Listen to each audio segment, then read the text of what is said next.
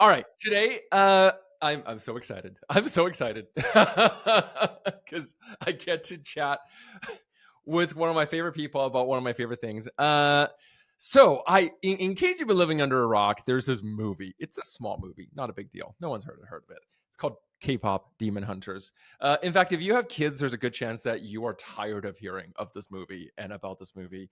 But I can never get tired of it because it is so good. It is a movie that dives not just into the classic stories of everything from self-discovery and acceptance and love and culture, but it takes place in a context of an animated demon hunting South Korean, I don't know what to describe it, extravaganza action movie, incredible things, and it goes so much deeper. So today on our show, I've brought in our resident therapist slash relationship expert, certified relationship in all the things, slash professor, Dr. Stacey Litam, to help us analyze what this film is really talking about. Hey, Stacey, welcome. Hi, John. It's so good to be back with you and to talk about these things that folks are starting to piece together. But I know you and I can do a really good, thoughtful deep dive. So I'm Yeah. excited to get started. Yeah, either it's going to be super thoughtful or it's going to be overanalyzed. And like I said, I'm dusting off my old English degree and diving in because I think there's so many layers. Like first and foremost, it's a story about good versus evil, right? Classic. But Yum. then if you really watch it, you realize that the evil in the evil, the part of the movie isn't really truly evil, and the good isn't just about what's good. I think there's layers to it that relate to culture. Now, I want to talk about this because obviously one big point of the movie is how all the demons, including spoiler alert, Rumi, who is half demon, has these things on their skin called patterns. I Mm. believe that sounds a little bit like a book you may have recently wrote. Yes, my book Patterns That Remain just came out. It was published by Oxford University Press in January of 2025. And you can see it up here, Patterns That Remain, a guide to healing for Asian children of immigrants. So when I watched K-pop Demon Hunters under your recommendation, and I saw that they actually use the word pattern to describe some limited cultural scripts and different things we'll dive into deeper today, I was so excited and so thrilled to see how these patterns, both described in your book and mine, are represented in this film. Yeah, so exactly. These are the patterns that we carry.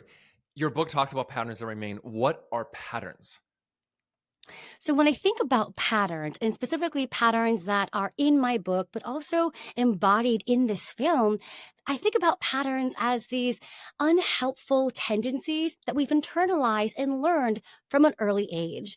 These lessons might be cultural, they may be from our family of origin, they may be from peers or media, but they're unhelpful tendencies that we embody and carry that maybe served us at one point but are no longer serving us today. So we Mhm. carry them with us and they almost haunt us. And it's difficult to let go and unlearn these patterns. Yeah, and I think that's a really important word is unlearn because we learn patterns, right? They're like behavior things that we take on from our childhood, usually, in my experience, certainly as a survival mechanism.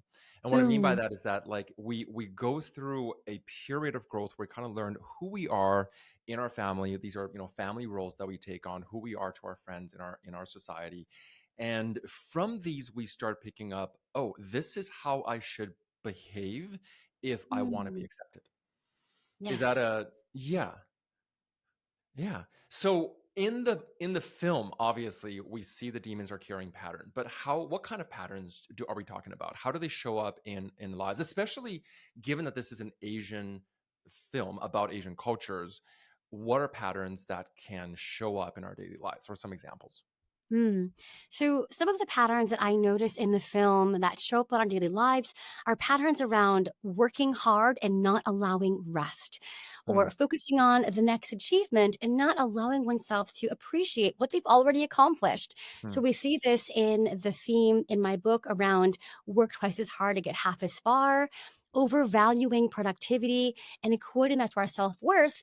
And we see that in one of your 7 archetypes, the achiever pattern, specifically in Rumi. So Mm. what I appreciate about this movie is it captures some of the themes in my book, but some of the archetypes in yours. So it Mm. sort of becomes an all-encompassing umbrella of the work you and I have been doing within Asian American diaspora Yeah. and Asian Canadian diaspora. Oh, 100%. And it's so real, right? Like this, I love the scene where, you see Rumi. One of the first parts is, the three ladies are off, literally killing a bunch of sorry, not zombies, demons, which I think are representations of our inner demons, right? The whole story is that, in this world, we have demons lurking about, stealing our souls. Mhm. And I think that they're talking about essentially our inner demons, our inner critics, the inner monsters that we create or that we carry, that shames us, that brings us down. So we see Rumi, um, and Zoe and Mira, they're coming out of their big concert tour and they're about to go take a break. And immediately Rumi presses like the upload song, and everyone is like, "Yay, vacation!" And you could see her; she's got that evil look. She's like, "Hey, vacation," knowing that she's going to do this. So she immediately starts the next thing, and my brain is on fire because I'm like, "This is so me. This is so Mm. me. I can't take a break." Like, I still remember the day that my book came out, and everyone, like a close friend, actually, no, you called me that morning, not not even the next day. That morning, you're like, like, how are you celebrating? I'm like, what do Mm. you mean celebrating? I have to get to work. Like, that is so deep. Um, Mm. what other patterns do you feel like we also see in the film? So, other patterns that I see in the film are related to the importance of friendship and how friendship can be deeply healing. So, I think about the power of connection and cultivating meaningful community, specifically in the spoiler alert toward the end of the film, as Rumi starts to Mhm. sing, how she touches the souls of her community, her origin group, her friend group. Mhm. So, as she sings, she reconnects with and heals Mira and Zoe. And so we see how we are hurt in relationships, often through our families of origin, perhaps mom and dad, but we Mhm. also can heal through relationships, specifically through our connection with ourselves, but also with the people with whom we surround ourselves. So Mhm. the importance of community and friendship, and how when we are mirrored back, our emotions, our thoughts, our feelings, our experiences, that can be healing. Because at the end of the day, we all just want to be seen. We want to know that we're real. We want to know that we're valid and that we are wholeheartedly accepted and loved without condition.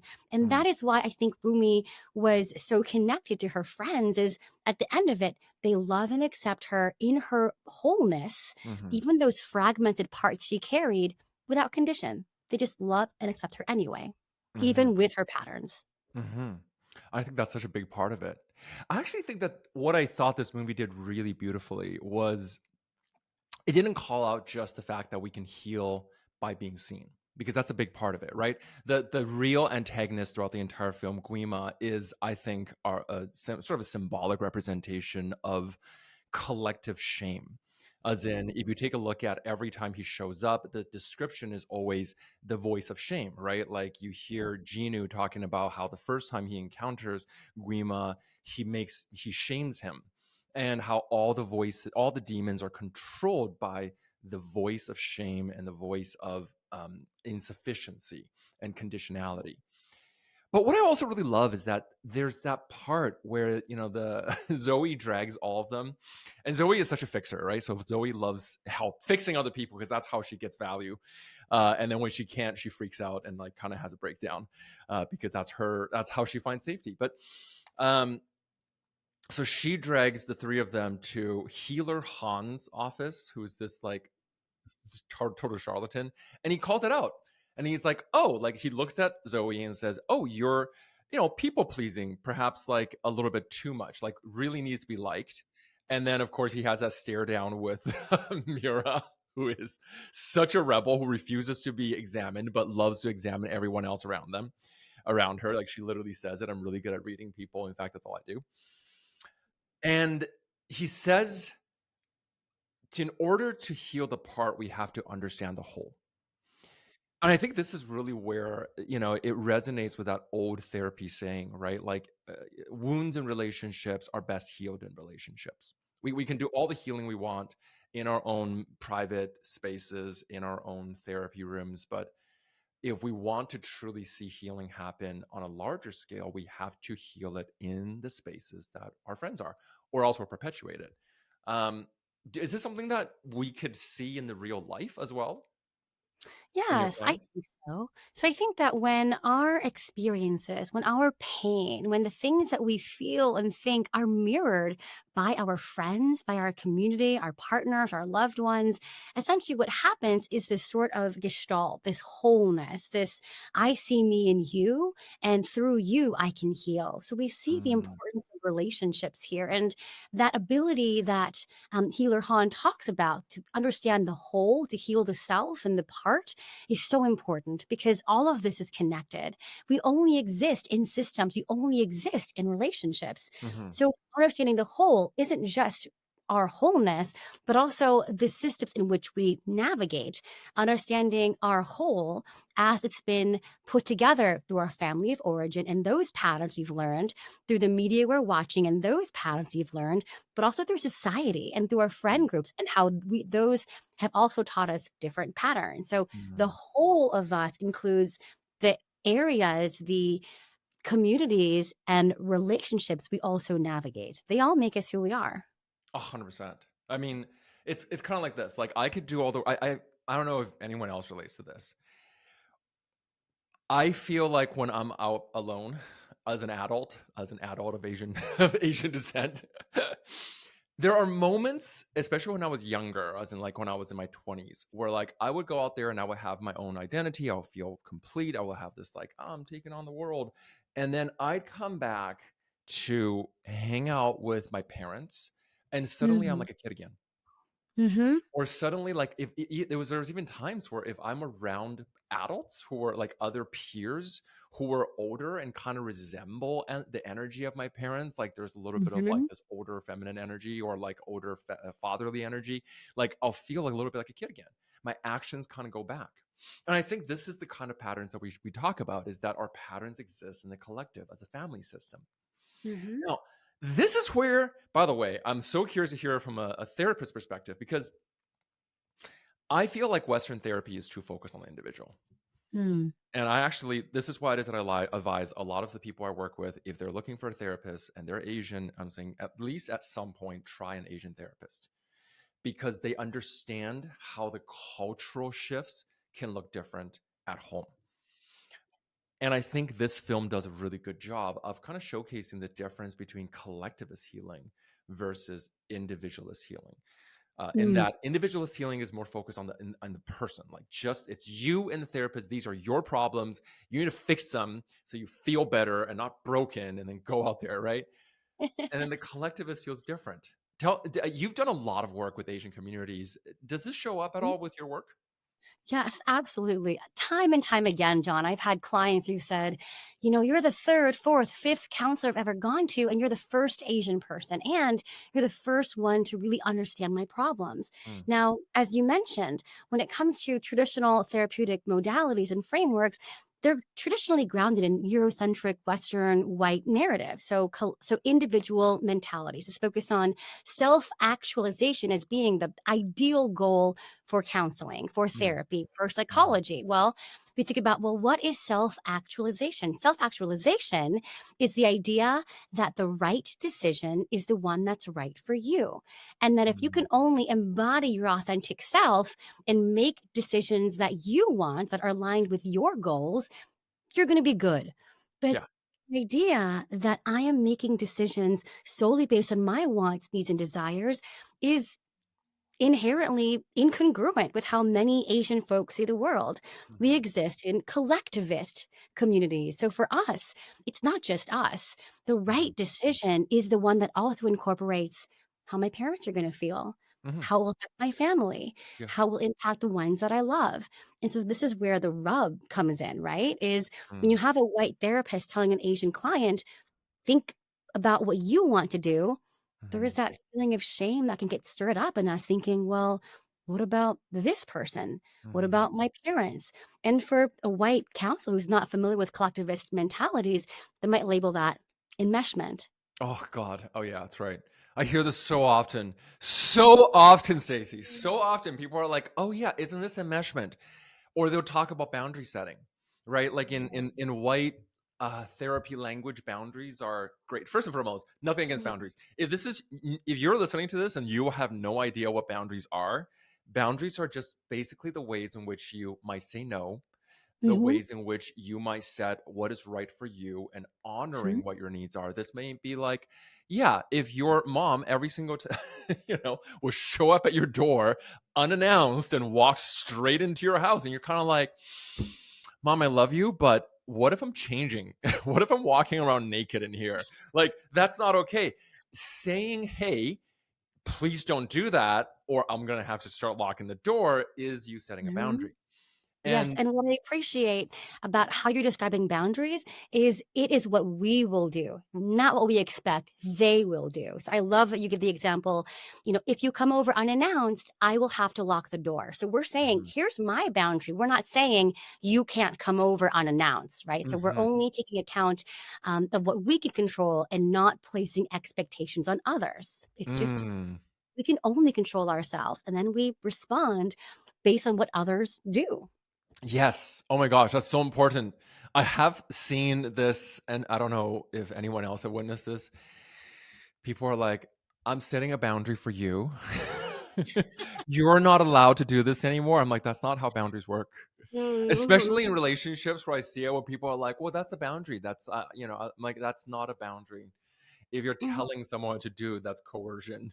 Yes. Um, but these Yeah. things, right? Like we see it in Western ideas, and again, they're fine. There's nothing wrong with that. It's just what is the culture that you want to continue and you feel most called to. But people can feel a little bit over boundaried. Whereas I think in Asian cultures, we really value the collectivist harmony, which Yeah. incidentally, coming back to the movie, is also a thing. And I think that's what they're talking about as the golden honeymoon. Mhm. Any thoughts around that? Yes. So you and I had talked about this before, and what I am hoping that you will unpack for us, because I can't take ownership of this brilliance that is John Wang, is you talk about the old Han Moon and you talk about the new Han Moon. So can you break it down, the original Han Moon, and then what it becomes and what that represents? Absolutely. This is totally my nerdy part coming out. So if we take a look at the original script, it's because I actually went and downloaded the full movie script after after I watched the movie. I was like, "This is brilliant. I need to analyze this line by line." So I went and like actually downloaded the script, and I was surprised at how a lot of people are like, I often overanalyze stuff, and people are like, is that really what it's about? I feel like that's a stretch. Whereas this one, I actually feel like every single time they actually call it out. So very in the beginning, Celine calls it out and says, the victory here is so important to create the golden commune is a barrier that is impenetrable that will keep demons and Guima from our world away. And she Mm. literally talks about it as like, you have to hide who you are. Mhm. You have to hide who you are. You must always hide the parts of you that are seen as weak, that are seen as unacceptable. And if you have to fix something, they literally say, we gotta hide it and fix it. Mhm. The quote in the song even is, voice is strong. Your faults and fears must never be seen. Mm. And this is the kind of, I think, collectivist value that was more common in previous generations. I think right now we're starting to see that shift. And what that basically means is that the way that we maintain harmony in our families, in our society, with our friends, is by only showing what's good. And yeah, I notice this whenever I hang out with my Asian friends who are, like not a therapist in the work. What do we talk about all the time? Two things, right? Work and where do we go eat? Like that takes up, I swear to God, like 30% of conversations. Why? Because they're safe. They don't require that much vulnerability. And because we Mhm. haven't been taught that vulnerability creates safety. And I think that's why it is at the end, after the characters, like the big story arc is after the characters go through all of this reintegration work, they come to realize that, what if I'm going to go ahead and pull up the lyrics here. Um, that very last song, which is This Is What It Sounds Like, which makes me want to cry every single time I hear it, is so beautiful. Um, she's exactly what I'm talking about. She says, not just I'm done hiding and now I'm shining like I'm born to be with no fears, no lies. But they actually go into a deeper description in the lyrics of how to do that, right? She sings, we broke into a million pieces and we can't go back, but now I'm seeing all the beauty in the broken glass. The scars are Mm. part of me, darkness and harmony, my voice without the lies. This is what it sounds like, which I think is that, and they actually say in the next part, show me what's underneath, I'll find your harmony, fearless and undefined. This is what it sounds like. And I think what that means is true harmony doesn't come from hiding. True harmony in our collectivist culture actually comes from us being more honest, more self expressive, understand that, we're not supposed to be perfect. But when we're combined and the darkness leads to light, the darkness doesn't go away. It just becomes part of us. Yes.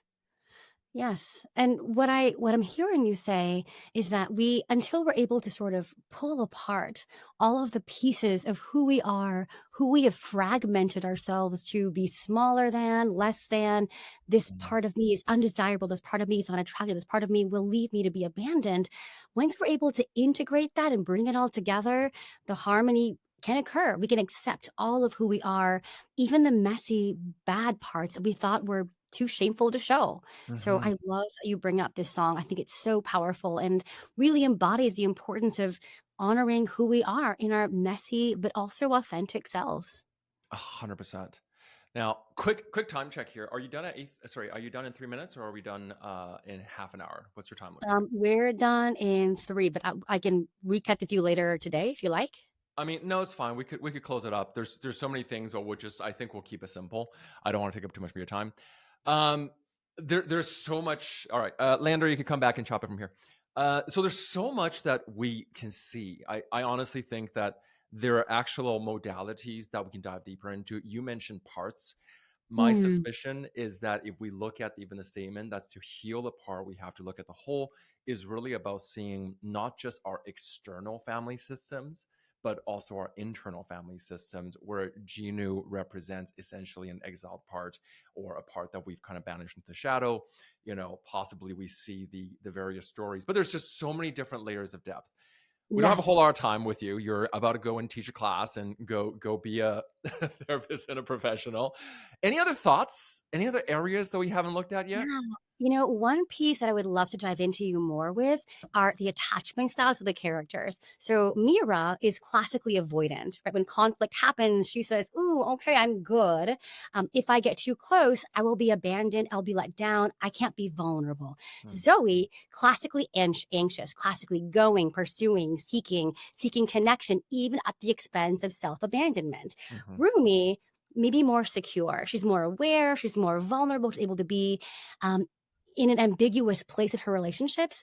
But just because we're more secure doesn't mean we don't have parts work to do or healing to do, or as you say, sort of this Jungian integration of the shadow, which I know we've sort of theorized that Genie represents. And so Mhm. I would love to dive into some attachment stuff too. Oh, yeah, so good. There's just so many different things. We have another, I'm not sure how we're going to do this yet, but I recorded another solo episode where I dive deeper into some of those concepts. Stacey, you and I might jump on another call if there's time to be able to flesh out. I would be so curious to hear what this movie also teaches us about relationships, love, and all of that, because that's an area of Mm, expertise of yours. Would love to dive yes. into that at some point. Yes, I know. One thing that I love talking about is narcissistic traits in relationships, and we can dive into that as well. Beautiful. All right. Well, Thank you so much for today's quick call. We'll catch up some other time and have a awesome day. If you're listening to this at home, we have way more content. Stacey and I were teaming up. We're doing a whole series of this. You can go check it out on our Instagrams. And of course, if you want to learn more about this, check out Stacey's book, Patterns That Remain, literally talking about if there's any part of you that when you're watching this movie, you felt like, wow, I really feel seen, or I really felt heard, or even just like there's something about this message. I don't know what it is, but it moves me in some way. I'm willing to bet that there's a part of you that's deeper, that is trying to wake up and really truly let it be seen so that you can be healed and be recognized for your potential.